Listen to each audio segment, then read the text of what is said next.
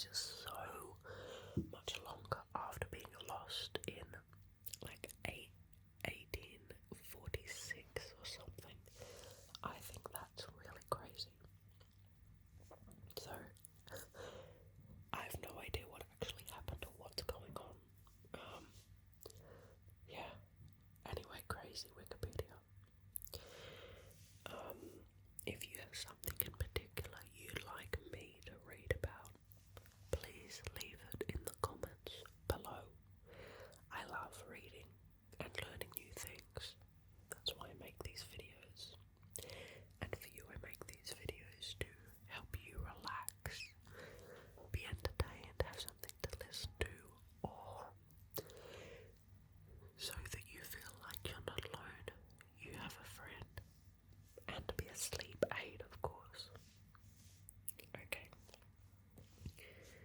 The hope of finding other additional expedition records led Lieutenant Frederick Schwatka of the U.S. Army to organize an expedition to the island between 1878 and 1880, traveling to Hudson Bay.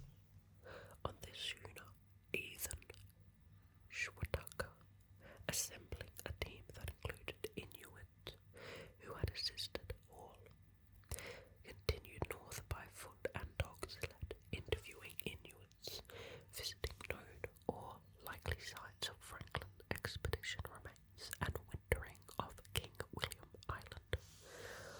Although Schwatka failed to find the hoped-for papers, in a speech at a dinner given in his honor by the American Geographical Society in 1880, he said that his expedition had made the longest sled journey ever made, both in regard to time and distance, of 11 months and 4 days of 4,360 kilometers, 2,710 miles.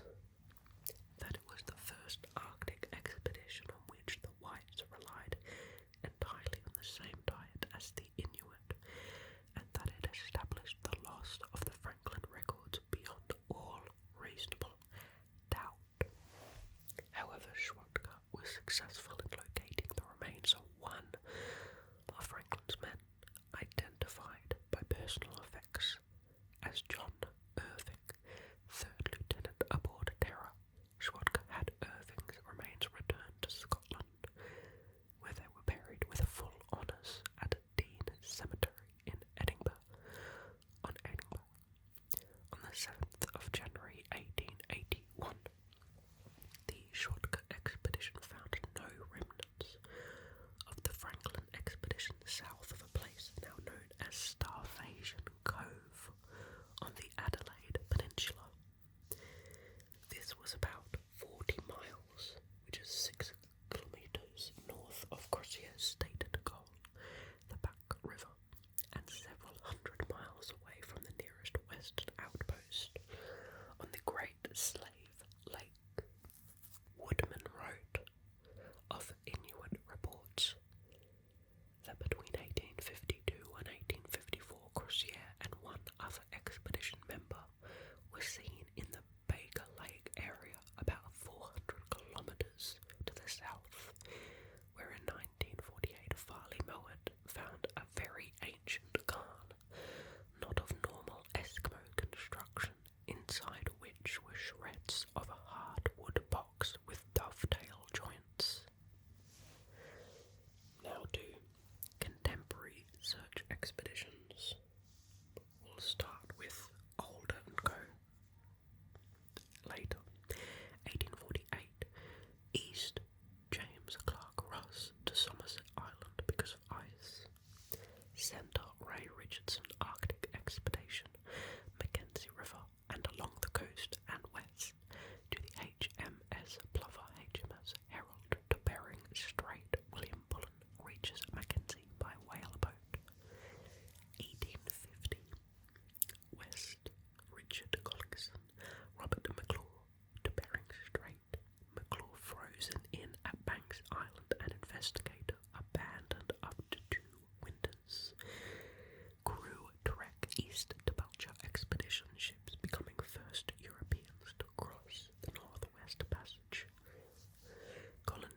reaches Coronation Gulf furthest east of any ship. East, Horatio Austin and Erasmus Omani, plus 2 steam tenders, Pioneer and Intrepid. Omani finds Franklin's beachy island camp. Austin's 4 and the below ships gather around Beachy Island, are frozen in, and spring sends out sledge expeditions in all directions. They leave the Arctic before winter in 1851. In the east, Charles Forsyth, Prince Albert, financed by Lady Franklin's sledge on Somerset Island to Fury Beach. To the east, William Penny, Lady Franklin and Sophia. To the east again, John Ross, June Felix, and the east, Edwin de Haven, the USS Rescue and USS Advance, mounted the first Grinnell expedition. Interesting, and it keeps listing random different ships, all of which either we've read about before or aren't very detailed, so I think I'll save you the hassle and just skip this little bit, seeming as it might be a little bit boring. Modern expeditions, starting with King William Island excavations, 1981 to 1982, so that's pretty recent. In June of 1981, Owen Beatty, a professor of anthropology at the University of Alberta, began the 1845-48 Franklin Expedition Forensic Anthropology Project, FEFAP, when he and his team of researchers and field assistants travelled from Edmonton to King William Island, traversing the island's western coast as Franklin's men did 132 years before. FEFAP hoped to find artifacts and skeletal remains in order to use modern forensics to establish identities and causes of death among the lost 129. Although the trek found archaeological artifacts related to 19th century Europeans and undisturbed, disarticulated human remains, Beatty was disappointed the more remains were not found. Examining the bones of Franklin's crewmen, he noted areas of pitting and scaling, often found in cases of vitamin C deficiency, the cause of scurvy. After returning to Edmonton, he compared notes from the survey with James Savell, an Arctic archaeologist, and noticed skeletal patterns suggesting cannibalism. Seeking information about the Franklin's crew's health and diet, he sent bones and bone samples to the Alberta Soil and Feed Testing Laboratory for trace element analysis, and assembled another team to visit King William Island. The analysis would find an unexpected level of 226 parts per million of lead in the crewmen's bones, which was 10 times higher than that of control samples taken from Inuit skeletons from the same geographic area. In June of 1982, a team made up of Beatty and 3 students,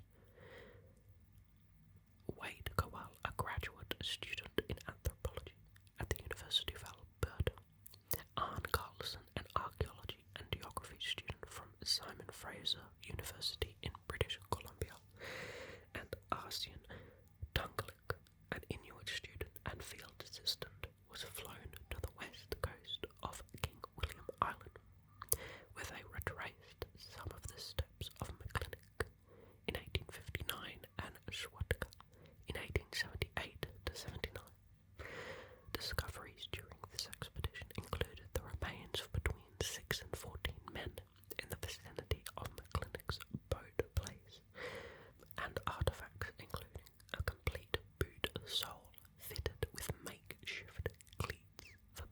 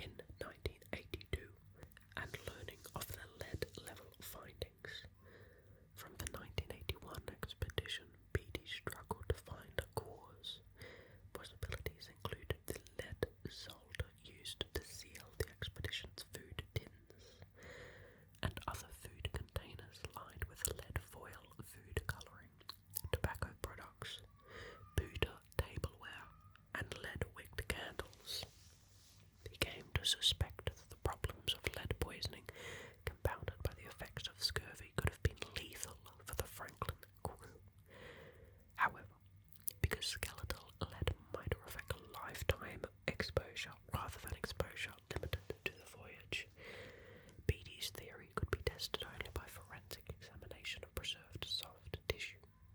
As opposed to bone, Beatty decided to examine the graves of the buried crewmen on Beachy Island. After obtaining legal permission, Beatty's team visited Beachy Island in August of 1984 to perform autopsies on the 3 crewmen buried there. They started with the first crew member to die, leading stoker John Torrington. After completing Torrington's autopsy and exhuming and briefly examining the body of John Hartnell, the team pressed for time and threatened by weather, returned to Edmonton with tissue and bone samples. Trace element analysis of Torrington's bones and hair indicated that the crewmen would have suffered severe mental and physical problems caused by lead poisoning. Although the autopsy indicated that pneumonia had been the ultimate cause of the crewmen's deaths, lead poisoning was cited as a contributing factor. During the expedition, the team visited a place about 1 kilometre, which is 0.6 miles, north of the gravesite, to examine fragments of hundreds of food tins discarded by Franklin's men. Beatty noted that the seams were poorly soldered with lead, which had likely come in direct contact with the food. The release of findings from the 1984 expedition and the photo of Torrington, a 138-year-old corpse, well preserved by permafrost in the tundra, led to wide media coverage and renewed interest in the Franklin's expedition. Subsequent research has suggested that another potential source for the lead may have been the ship's distilled water systems rather than the tinned food.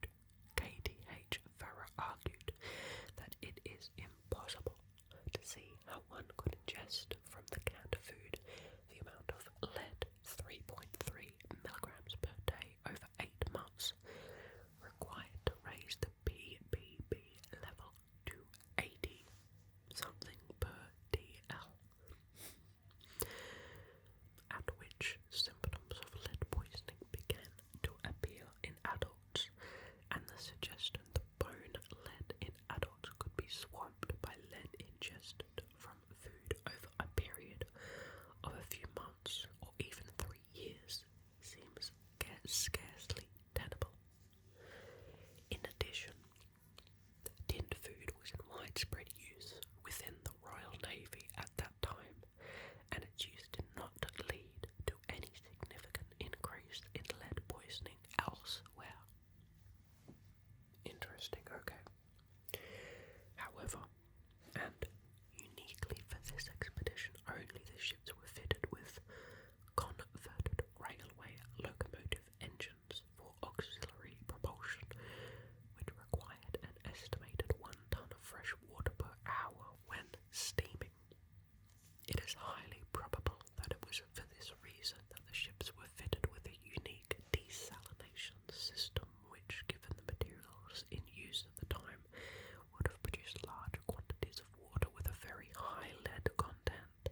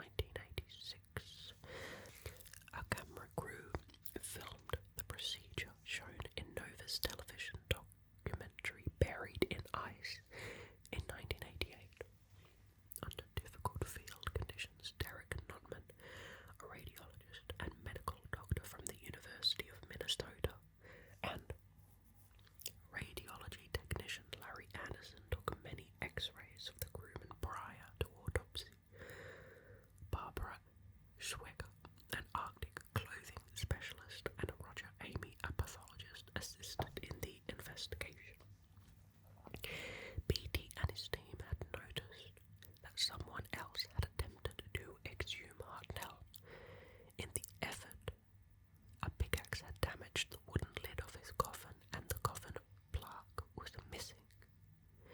Research in Edmonton later showed that Sir Edmund Belcher, commander of one of the Franklin rescue expeditions, had ordered the exhumation of Hartnell on October of 1852, but was thwarted by the permafrost. A month later, Edward A. Inglefield, commander of another rescue expedition, succeeded with the exhumation and removed the coffin's plaque.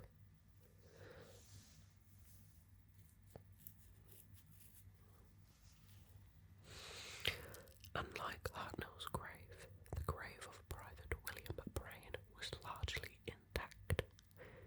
When he was exhumed, the survey team saw signs that his burial had been hasty. His arms and body and head had not been positioned carefully in the coffin, and one of his undershirts had been put on backwards.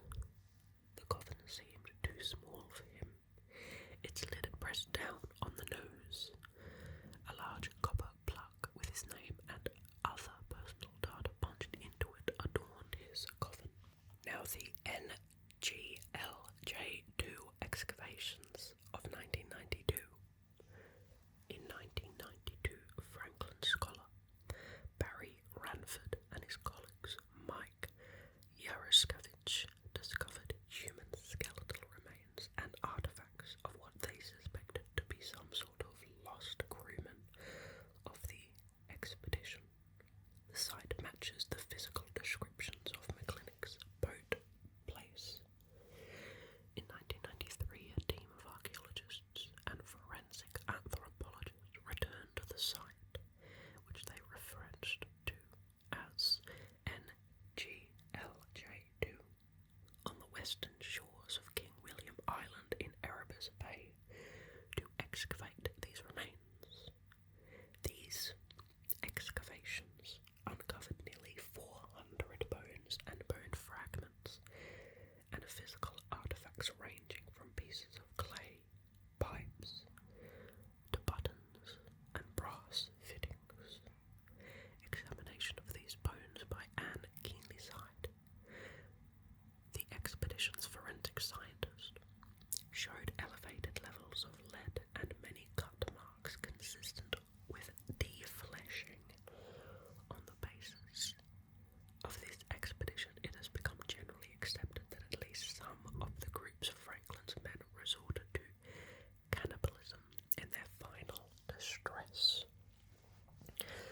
A study published in the International Journal of Osteoarchaeology in 2015 concluded that in addition to the defleshing of bones, 35 bones had signs of breakage and pot polishing, which occurs when the ends of the bones heated in boiling water rub against the cooking pot they are placed in, which typically occurs in the end stage of cannibalism when starving people extract the marrow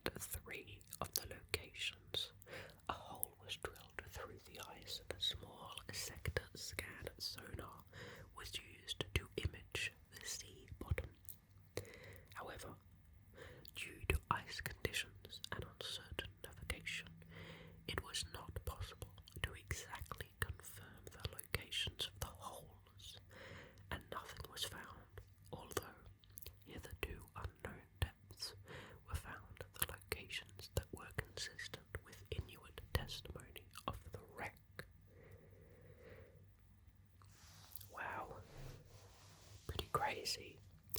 I find it very interesting that they're still researching and doing stuff. In the next episode, I think you'll see, it says here that there was an expedition in 2014, so